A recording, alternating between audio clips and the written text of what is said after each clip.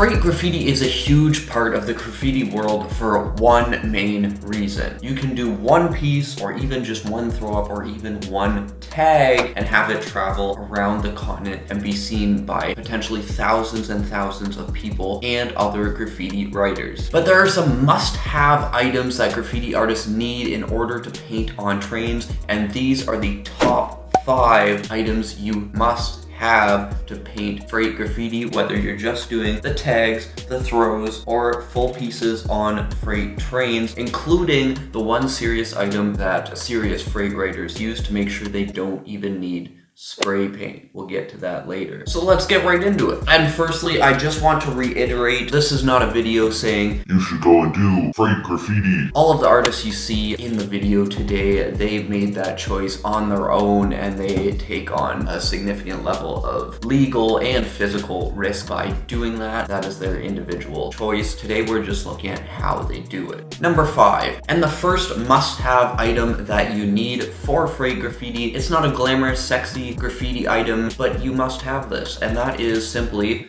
a good pair of shoes. Something that'll assist the graffiti writer in being quiet and fast in the train yard, something you can move around in quickly and comfortably, maybe something that would help you occasionally have to climb a fence, something like that, and preferably something that has a pretty nice sole on it so you don't feel those sharp train yard stones. There's always one that's just in your foot, you know?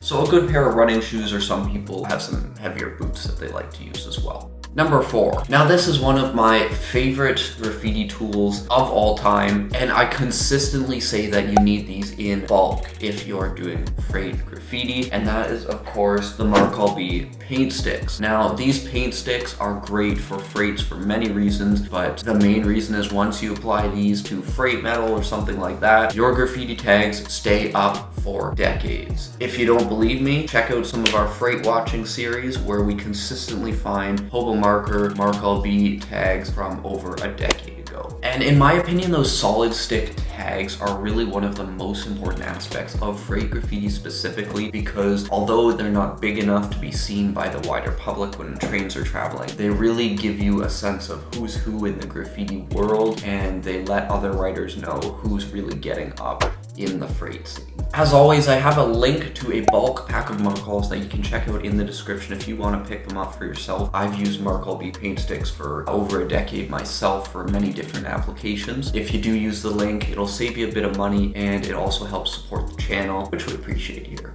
Number 3. Now, the biggest criticism I hear from people who aren't really the biggest fan of freight graffiti in general is that, oh, you do all this work, you paint one big piece, and it's just so much work, right? I'd rather just do some tags on the streets, get more work done faster. But the number 3 item solves that problem for some of the more serious freight graffiti artists and writers, and that is either a fire extinguisher painter or a blaster can for doing those massive graffiti tags on freight. Now, this is a great way to quickly do those massive tags, of course. The blaster cans are really cool because you can get that chisel tip effect and do some nice font work that way as well. The biggest advantage of these are not just the time it saves, but it's the scale that you can use these tools to paint at on a freight. This is a nice middle ground for those writers more that sort of want to do big, bold work and not put the time into putting a full piece up on a freight. So this way people can see it from far away.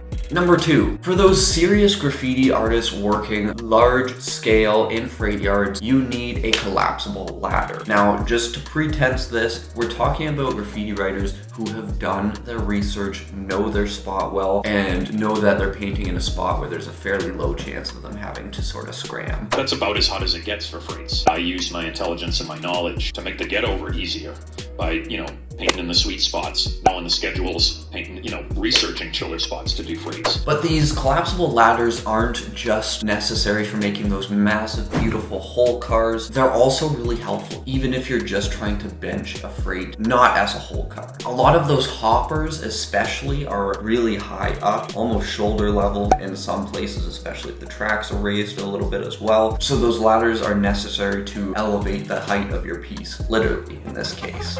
Number 1. But the number one item that I've seen the most experience in hardcore graffiti artists who are painting whole car freights is the one item that makes sure they don't even need to bring spray paint. This is the item that makes sure they can, one, paint pieces fast, but also two, paint pieces big. And it is, of course, a reliable, extendable roller. Now let me explain here. Rolling a piece out with a roller not only helps graffiti artists get fill-ins for whole car pieces, especially done quickly because it's a lot of area you're covering, but it also helps you make those bold fonts that a lot of graffiti artists are after so that their pieces can even be read as they fly by on a train. And if you don't believe me when I say this will make it so that you don't even need spray paint, let's take a look at this Klon piece from one of our past freight watching episodes. It was a great whole car piece. You can check out the whole episode in the corner if you want. There were a ton of whole cars in that one specifically. So if we take a look at the Klon piece here, the rollers help graffiti artists truly cover the freight from top to bottom. The 9-inch roller is the pretty standard one. This one's just like the one I use at a lot of painting spots, so it's like,